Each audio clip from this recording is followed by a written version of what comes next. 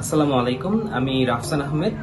আমি আমার গ্র্যাজুয়েশন করেছি ইউনিভার্সিটি অফ এশিয়া প্যাসিফিক থেকে সিভিল ইঞ্জিনিয়ারিং এর উপরে 2020 সালে। এরপর আমি একটা প্রাইভেট কোম্পানিতে, একটা ডেভেলপার কোম্পানিতে আমি জব করতেছিলাম।